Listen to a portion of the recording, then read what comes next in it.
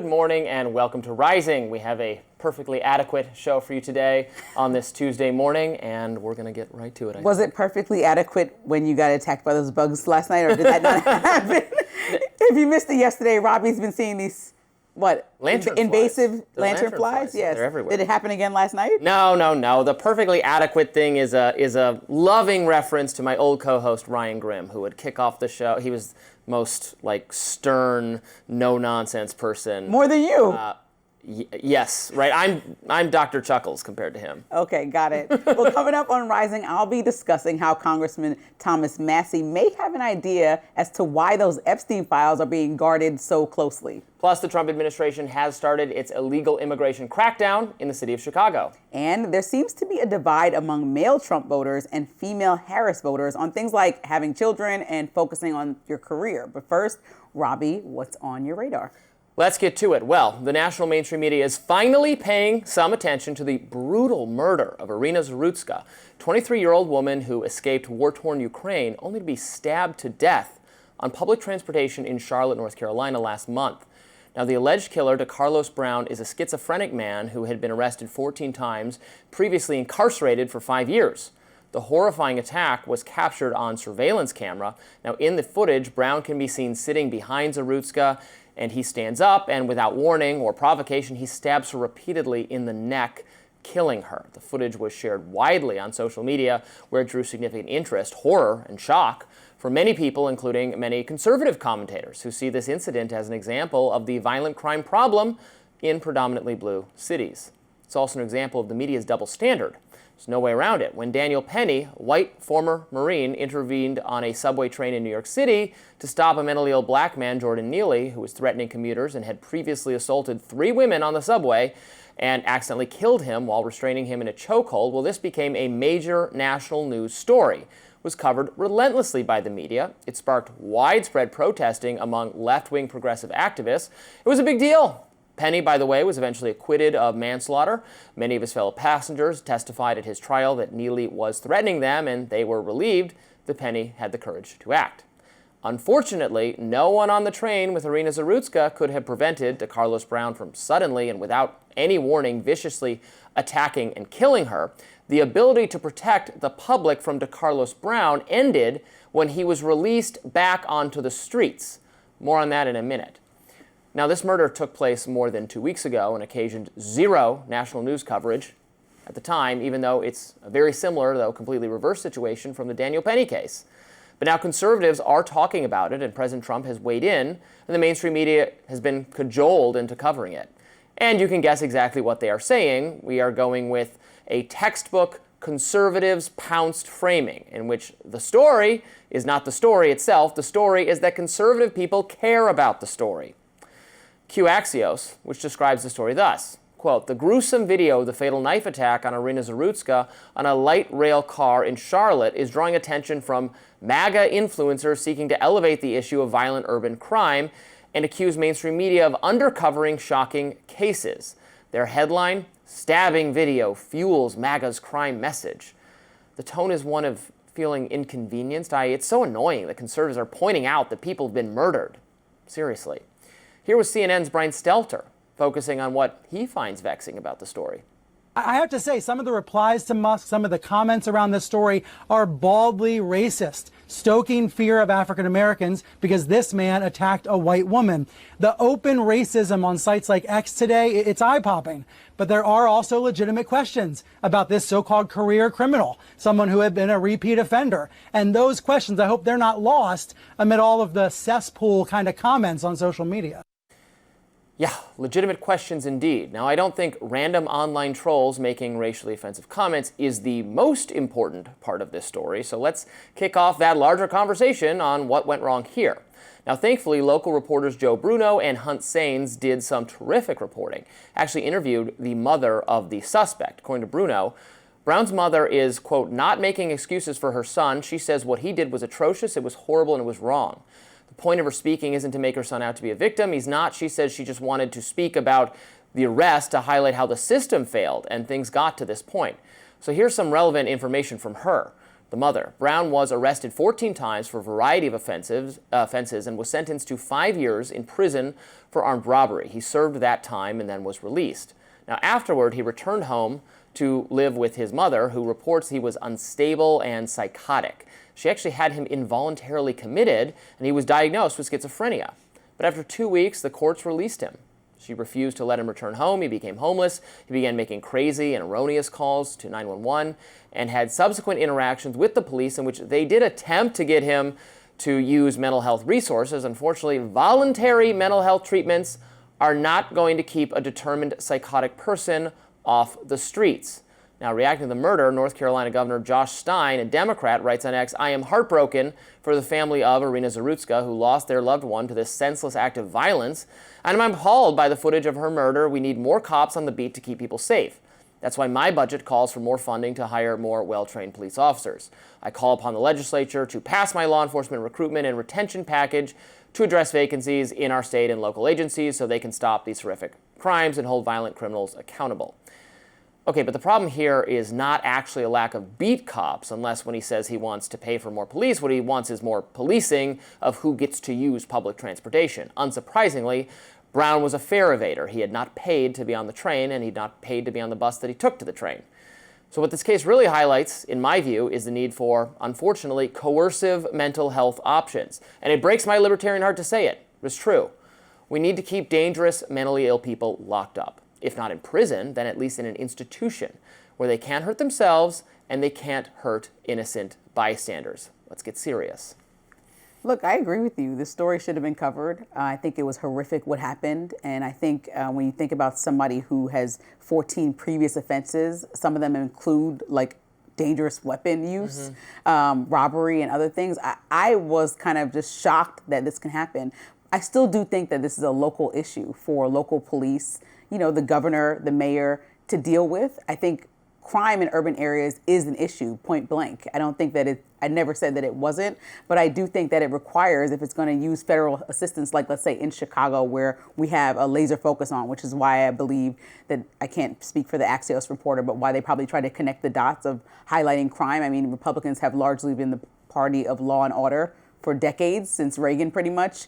And that's what they quoted themselves as. So they're going to always push crime issues. So it is beneficial to make sure they're keeping hyper-focused on it. It's a winning issue for them. But this is not the time. I never like to play politics around somebody dying. You know, it's never the time to talk about that. I think there really is reform that's needed. Whether it's cops, I mean, I grew up in New York, so whether it's cops in the subway, it matters. If there's fare hoppers, there's usually cops right at each station. They'll catch you. And then they'll see, but continuing to arrest this man who's psychotic, like you said, does not solve the root of the issue. So when you think about real meaningful change, to me, it requires local and federal government to come together. And what programs actually will help people that are repeat offenders and also have mental health issues to stay off the street? Because his mom didn't want him there. Right, and she did what she did the responsible thing.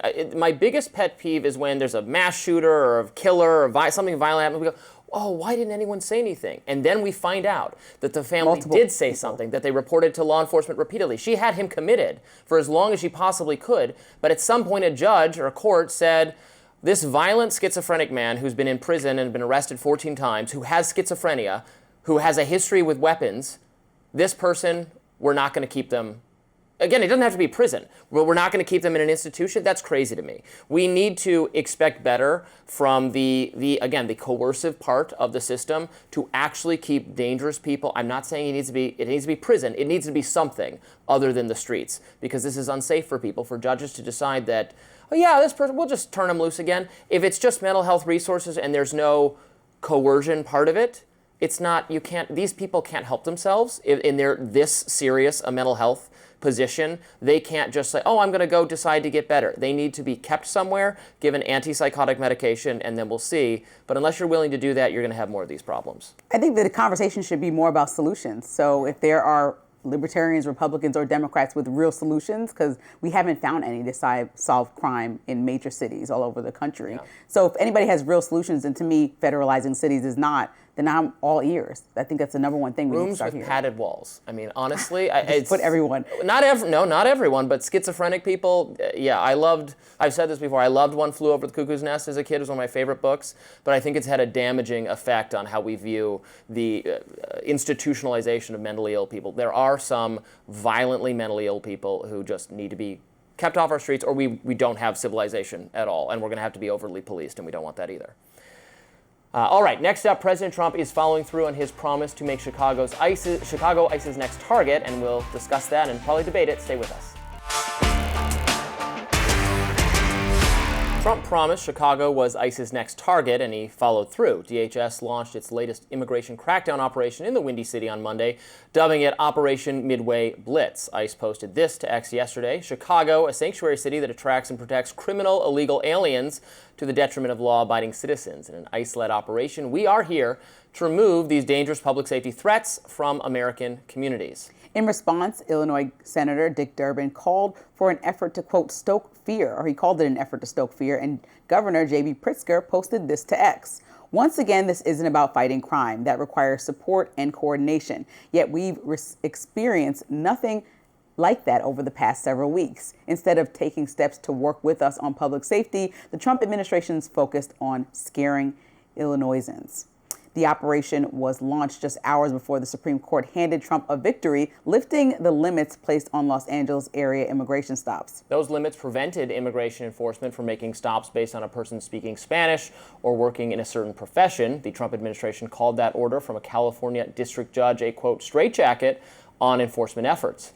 Now, Justice Sonia Sotomayor was joined by the court's two other liberal justices in a scathing dissent against the majority opinion.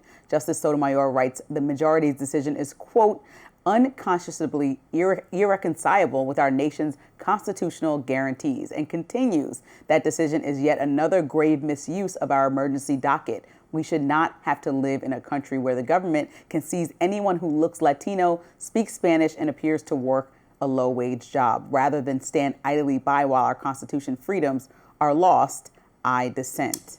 Well, that's her right to do so, but I don't know why we're obsessing over the dissent. Well, as a Latino woman, but as a Latino woman, I think that's important for her to say, not because you're making any decisions as a Supreme Court justice because you're a Latino woman, because we've watched this play out before. So when you look at, which we agreed upon, unless you change your mind, stop and frisk was a failure. Mm-hmm. And they stopped people because of the way they looked, because of how they thought they sounded. I didn't say it was a failure. I said it was improper. Right. And the people There's a difference between the two things. Okay, explain the biggest difference. I think it was a failure. Well, I don't know if it might have had an effect on bringing down crime. Look, we can always have, the trade-off between liberty and security is what we debate in terms of what our government should do, right? You can always have less liberty and more security, or the other way around. So we're trying to decide how much liberty do we want and how much security we want. Stop and frisk, I would argue, even if it provided greater security, was too much of a cost to the people's liberty in New York, and it was not a good idea, and I don't support it. So this is the thing, when you're talking about people speaking Spanish, like, I think the country pretends like the only migrants coming here are Spanish speaking. Mm-hmm. Like, we have thousands and thousands of Chinese migrants that come here. Mm-hmm. They just take the plane. They're not hopping over any type of border, like South Korea, and then just overstay. Build our factory. Right? Okay, South Korea. So we're initially targeting people that are Latino specifically, and that is what Sotomayor is talking about. You're not just trying to find all migrants. We have like the Ukrainian woman who, by all standards, I guess, unless she spoke, then how would you know she was Ukrainian? What is the descriptive thing? Like, so the descriptive thing for someone Spanish is speaking Spanish, even though Latino people look a variety of different ways. It's speaking. And so you're just kind of deciding because based on how they look, that's the first thing you're going to see. Then if they speak Spanish, it's like, okay, 2 strikes, you're getting arrested. And like, we have the second most popular language in our country is Spanish. So are they just going to go around and, like, if it was you and I standing outside, I would be the one to get arrested, Robby, is what I'm saying. What I believe, if I recall correctly, Tom Hammond said about this is that it would be one of a variety of factors. And it's like, if you meet this, and this criteria, you might get, again, stopped. Where compared with stop and frisk, where it was just like a routine policy of not just stopping and then seeing if you were carrying a weapon for just black people universally without additional factors. So speaking Spanish, looking Hispanic. Again, I'm not defending it. That's what the administration is saying, and it won at court. So And they're also, I just think that it's not the best way to go about it. I also think when you're talking about Trump stepping into Chicago, I think that they're getting confused. Like, the public safety is not partisan. People actually want migrants that are criminals, like Trump campaigned on, to leave the country. Well, it feels partisan when Brandon Johnson is rejecting help from the government. Because government overreach is partisan. That's the part that he's rejecting. He said, just like Wes Moore said in Maryland, please come talk to me. Let's talk about how we can actually use and integrate federal help. That doesn't mean No, he didn't say that. He went on Wes Moore did say that. Well, Brandon Johnson is the... Pritzker said, I would love to have been contacted. I would love to understand what was going on. I don't even know. He said this on Sunday. He doesn't know when the presidents and federal people are supposed to come. He just is going off what he's hearing. Why would a governor go off what he's hearing from our president of our country?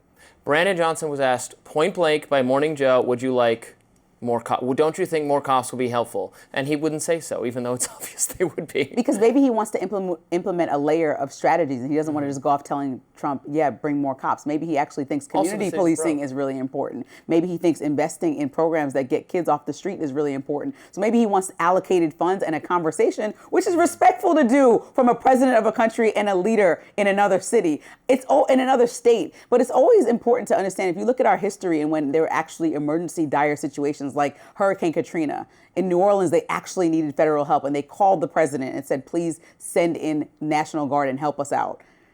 That is the routine that our country generally follows. What is the issue with President Trump just following that routine and seeing what help they need? The crime and the immigration are two different things, right? On crime, yes, I don't think we should send in the National Guard to cities that don't want them there to help with the crime problem. It's all government overreach, which is why I'm putting them together. Okay, but immigration is the purview of the federal government. The states can't just have different immigration policies. The cities can't just have different immigration policies. This is true of states that wanted to have stricter immigration policies. I remember 10 and 15 years ago, whenever it was, Arizona had that controversial state law because they were trying to have a stricter immigration policy. Texas has tried to have a policy that their own law enforcement would act as border agents with stricter policies than the federal government. And they've lost at court every time because the Supreme Court has said, no, you can't make a separate policy from the federal government. So if they can't have one that's stricter because red states really want to get rid of immigrants, then I don't know why the cities get to say, no, thank you, we'll deal with it. Well, no, it's the federal government's purview. That's what the Supreme Court has decided.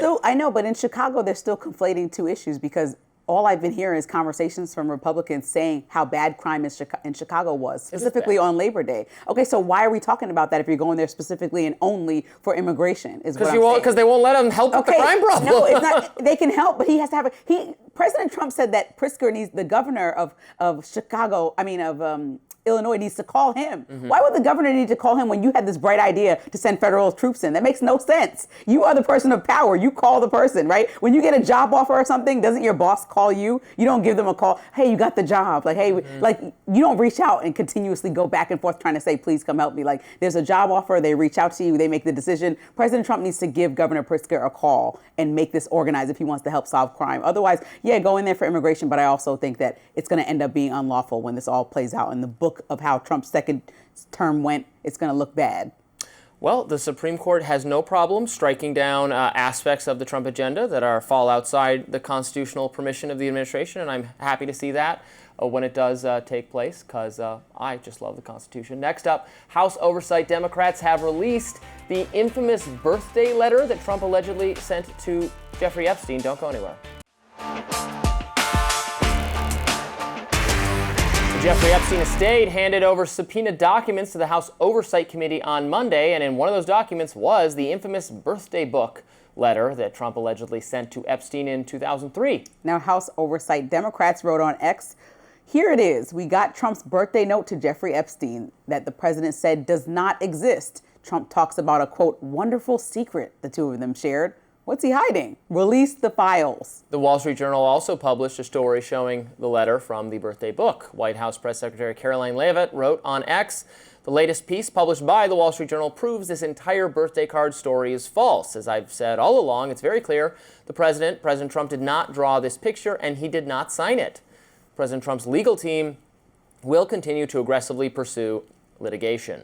Now, the attorneys for Epstein's estate also said that they weren't aware of a list of clients who were involved in sex or sex trafficking acts facilitated by Epstein. Meanwhile, Speaker Johnson is clarifying comments he made last week about President Trump being a, quote, FBI informant against Epstein. Johnson said he wasn't sure if he used the right word. Yeah, he didn't. But that his point was that Trump had never been a hindrance to the Epstein investigation, but has instead tried to assist. Man, everyone is starting to look just crazy, utterly ridiculous. Thank you for saying that, because saying that he's an FBI, fine, I'll take that. But saying an FBI informant, it's just like, you ever seen people just throw pasta at the wall? And they I've tried. never seen people throw pasta. Yeah, what's the saying, we Robbie? eat pasta. Okay. Don't waste good pasta. Okay. On this is what this feels like, and it's just like, why would you sue the Wall Street Journal if you know you drew that? Well, and I know it's all alleged. I know, but they found proof. You look like a clown now. No, it's proof it exists. Not right, so now we'll get to the bottom of it. If your lawyers are really going to prove it's not you, I'm looking forward to seeing this day in court. But the letter is disgusting. What it says is disgusting. What the if, fact that he wrote that to his friend secretary is drew it and signed it Trump and he had no idea? Really? I don't know. No, they have a secret that they keep together. I don't think so. They have a secret. That's what he said. He said there's a secret between you and I, and it's in a girl's body part. As you see, we're slowly scrolling down. I can't believe he can signed show this on television, but we can't say any bad words. Yeah, well, you see where his signature's at? Disgusting. And so if it is him, I know it's alleged, but yeah. Right. Democrats are becoming conspiracy theorists because they think the secret is that Trump was having sex with underage women. No, why the lies though? Why are you lying so much? It's embarrassing. And he didn't want to. I don't know if he did it or not. I don't know if he drew it or not. He very well might have. It's starting to cross your mind that he might have drawn. I never said it was impossible. The Wall Street Journal is pretty confident in it. He's embarrassed that he keeps friends like this. You are the company you keep, Robbie. 30 so years unfortunately, ago, you and I are very similar. I'm the company you keep. And then now. if 30 years later I found out you did something really embarrassing after we'd cut ties, it wouldn't be. Who cares? It doesn't reflect badly on Trump or Bill or the Clintons or whatever. It's there's some effort. And both sides are so, I said this on Twitter the other day, Democrats are convinced there's going to have evidence of Trump having sex with children, and some of the MAGA base are convinced the same is going to be found out about, the Clintons and whoever else. And that's why it's not none partisan. of this is true. No, that's why it's crazy people. No. There's none of this. We're going to keep talking about this, Robbie. I'm sorry that I know you don't want to talk about it. There was abuse of women by Jeffrey Epstein which should and be Ghislaine taken Maxwell. extremely seriously. Yes, they were prosecuted or attempted to prosecute. In Epstein's case, he's dead, obviously. Ghislaine Maxwell is behind bars where she belongs. If other people were involved and there were women trafficked to other guys, I want to know that information. But thousands and thousands and thousands of pages of files have been released, and both sides have had an opportunity to take a crack at it. I don't believe if there was evidence of Trump having done something really nefarious that Democrats would have kept it. Just release the rest of them. That's what Thomas Massie, who's also a Republican, is asking. Release every single one. I am absolutely for that, but I've become doubtful that we will learn anything we don't already know, as I have with the JFK files and the aliens and everything else. Okay, well, the Epstein saga is far from over. I'm going to have more on that in my lens next. Stick around. And welcome back to the show. Lindsey, what is in your lens today? Well, we're talking about Epstein once again. We don't know why the Trump administration suddenly reversed course this summer on its promise to release extensive new documents in the Jeffrey Epstein case. What we do know is that every time the public has demanded answers, we've gotten half measures, moves that look good on paper, but ultimately protect the powerful more than the truth. That's why Republican Congressman Thomas Massie stepped forward with a measure that would force the Department of Justice to release every single Epstein document that exists. He's just 2 Republican votes away from making that happen. In the White House, they immediately fired back, warning any Republican that supports Massie's petition is committing a, quote, hostile act.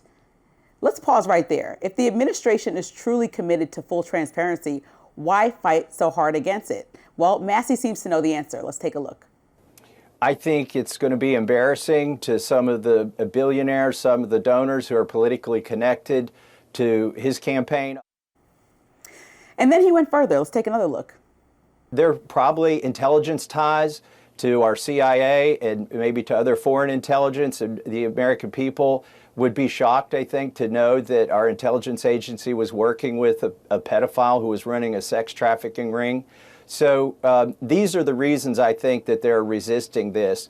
But we can't we can't avoid justice just to avoid embarrassments for some very powerful men.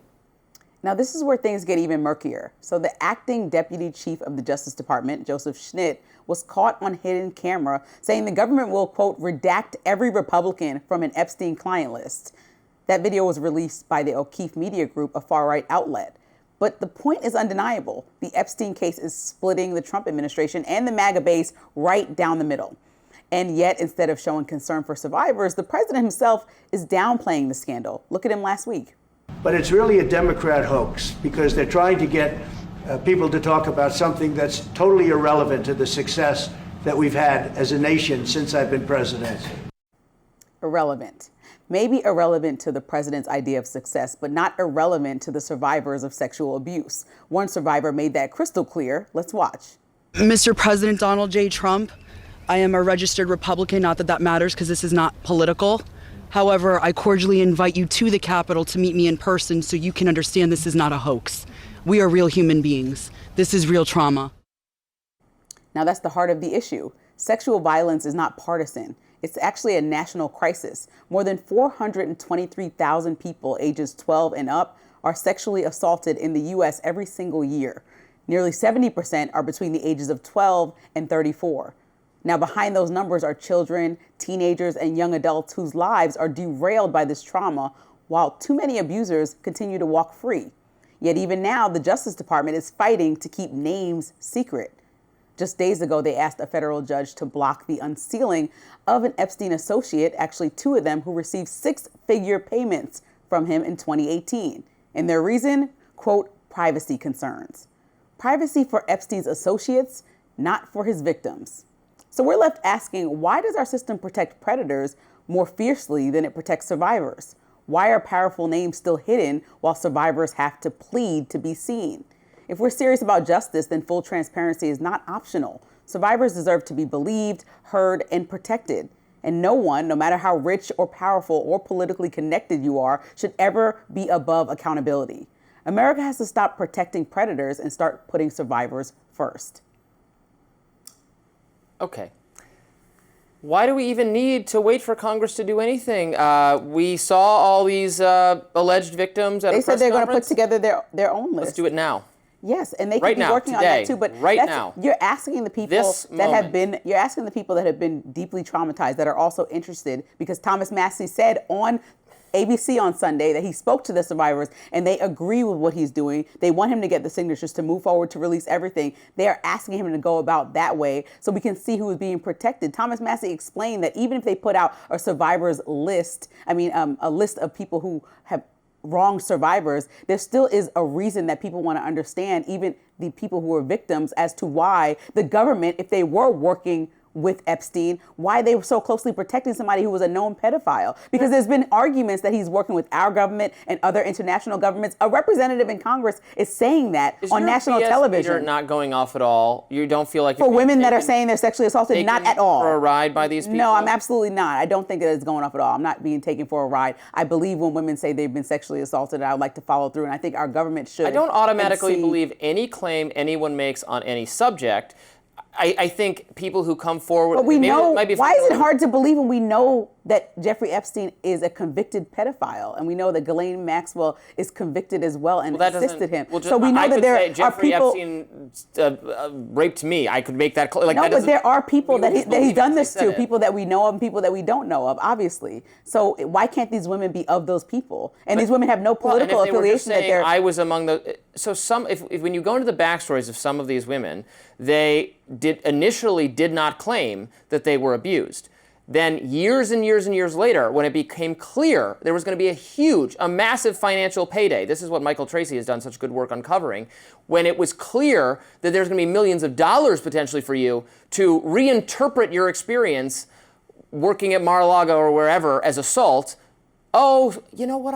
It was misconduct. Yeah. See, that makes my BS. Well, that's actually one perspective and analysis of it, but the other analysis could be that some women don't want their lives to be now defined by trauma, being raped or sexually assaulted. And so they decide to push it aside and not have to explain it to their daughters, to their husbands, to the people around them, to their jobs, right? Because it's such a high profile case, why they maybe went missing as they're suing somebody, the taxation that it takes on your life if you actually go down the rabbit hole against a billionaire. So people could have chose all these things. Well, and then you decide, that, wait, years later that you're like, hey, okay, there's a group of women, a coalition that's saying there'll be money involved and also some type of remedy to how I was wronged. I don't care if you accept the money or not. Why women don't speak, there are a list of reasons that you can find online where women will explain why they were silent or didn't speak because they're shamed into thinking that nobody will believe them, first of all. So that's the first and number one reason. And then the other reasons are because of all the trauma that comes with reliving the experience. So they have the option to not speak up. This is survivors do have the most likely reason. It's not therapy. You go to therapy to learn. The most likely reason someone says it one way on this day and later says it a different way is that they are lying. That is the most likely reason, that they change their perspective for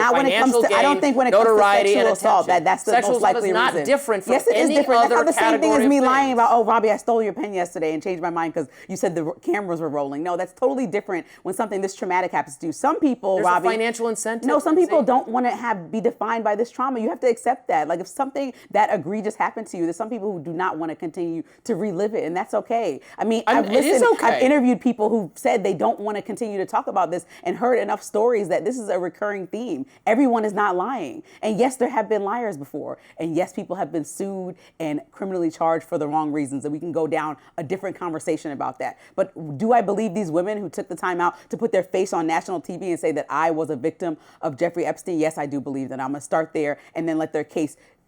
I believe them, okay? And Epstein is guilty already. It's not innocent until proven guilty. He's already guilty of doing this to multiple women. But they're not accusing Epstein. They're accusing anonymous other figures that they won't exactly say who. Right, they want to know who else was around. So Epstein wasn't just doing these trips by himself. He wasn't just getting massages alone. We know all this information. Claims presented without any evidence can be dismissed.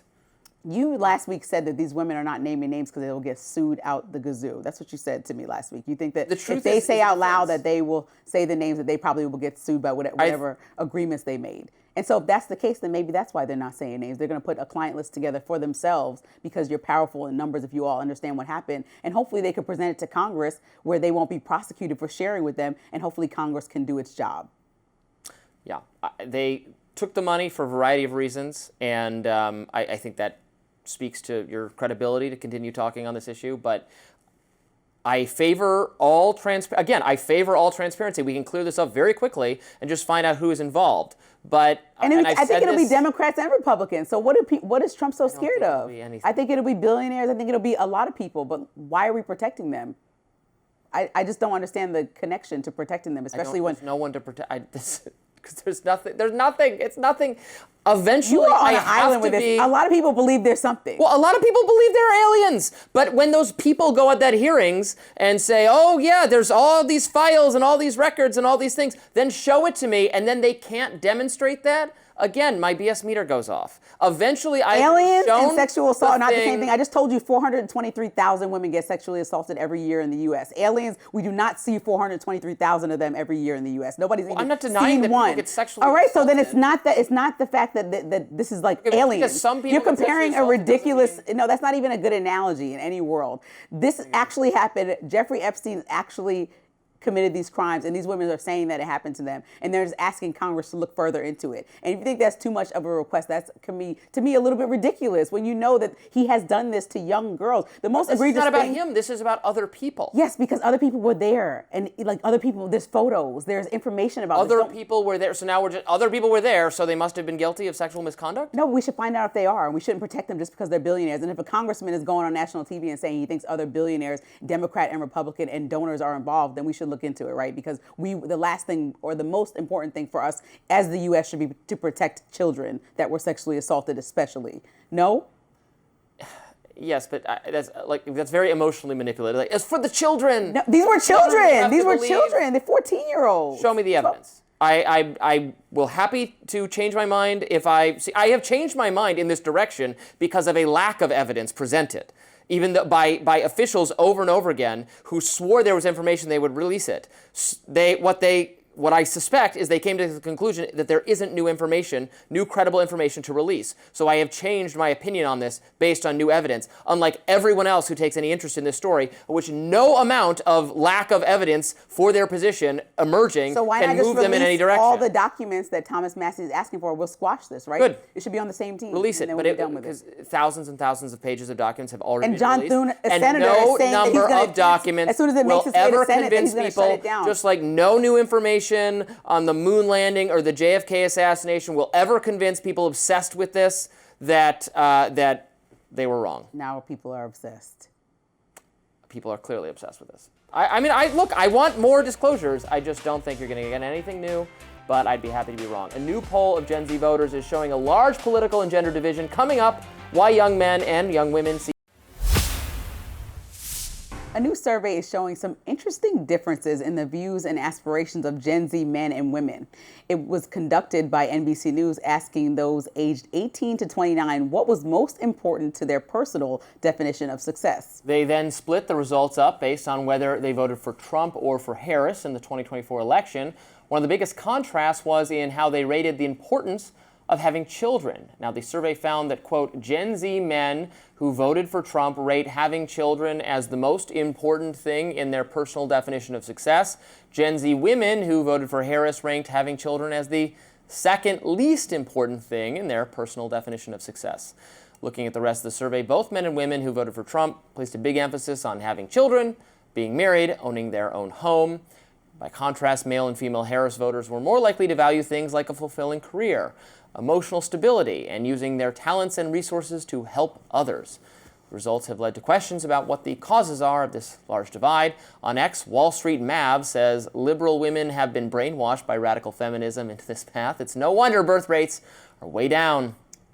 Meanwhile, writer and podcaster Aaron Ryan says, quote, compared to being single, men see being married with children as beneficial. Women see being married with children as detrimental. Men want their fathers' lives, and women don't want their mothers. If you want women to have kids, make it suck less for women to be married and have children. No, that's a take. That is a take. You know why this annoyed me so much? And I know it's a real study and real information, right? They gather these data, survey. Yeah. But I also feel like the younger generation in general just changed. They think for themselves. They're very autonomous in ways that our parents weren't. Like, our parents might stay at the same job for their full career. Mm-hmm. People younger than us are creating currency in digital spaces before they even hit career age or career level age. So I feel like priorities changed because life changed, access changed. The internet opened people's minds up to what's possible and out there. Traveling has developed a ton. And so I just feel like this is not just about, oh, if you're a Republican, you're going to have more kids. And so somehow I feel like that suggests that you're just a better person because you care about family and life. I mean, at the end of the day, I have a child, you don't have a kid, but what does that mean? It's not like this standard thing. These are just a group of people they interviewed about this topic, and I don't think it says much besides young people just do whatever they want. But what's interesting, what the ramifications are, is that men, conservatives, they want to have families, but you got to find a woman to do it. But women don't value this as much anymore, and so you have men and women dividing.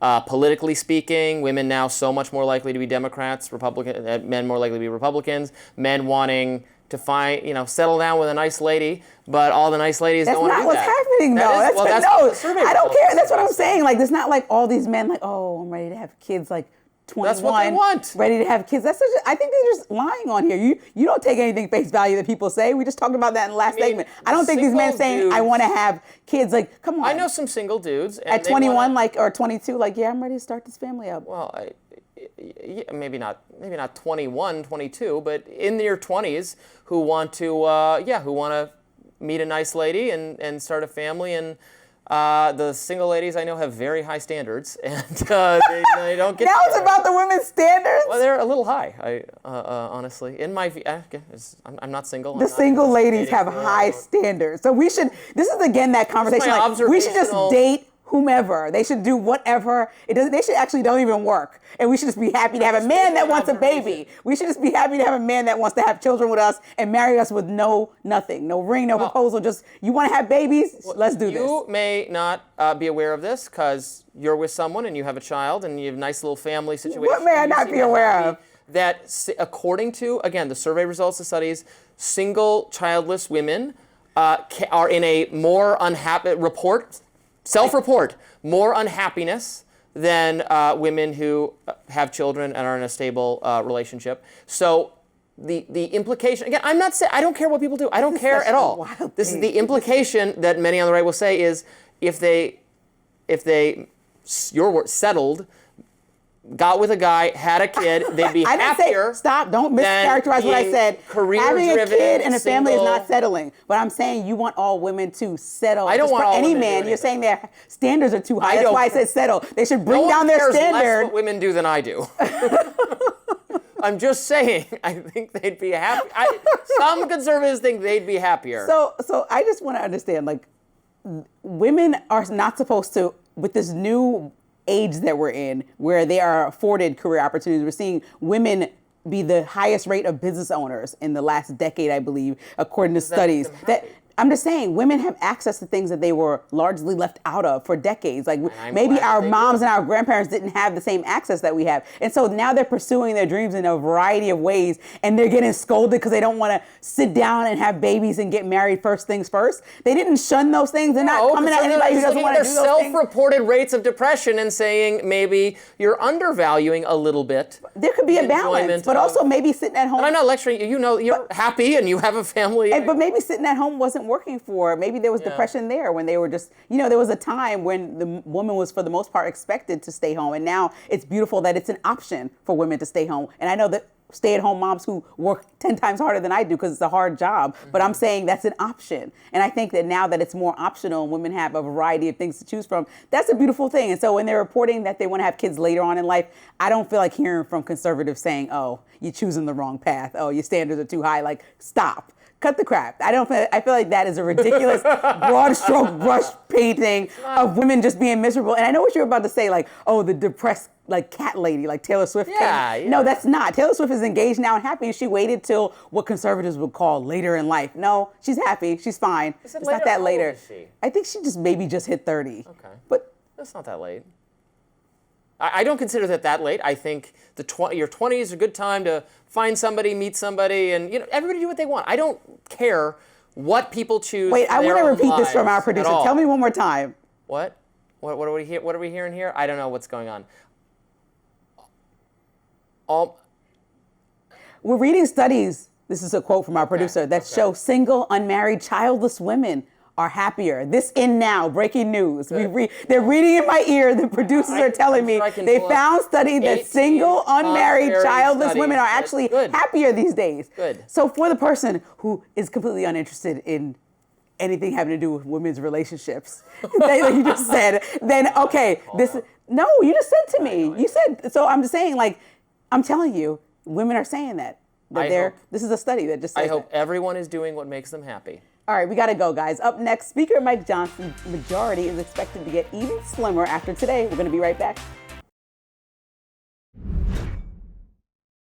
So Speaker Mike Johnson's narrow House majority is expected to shrink after today. Right now, the House stands at 219 Republicans to 212 Democrats, and there is a race to fill the late Democratic Congressman Jerry Connolly's seat, and Fairfax County Supervisor and Democrat James Walkinshaw is expected to win that race. Now, this means that with a 219 to 213 majority, Johnson can only afford to lose 2 Republicans on any vote. Notably, there will be a government funding deadline at the end of this month.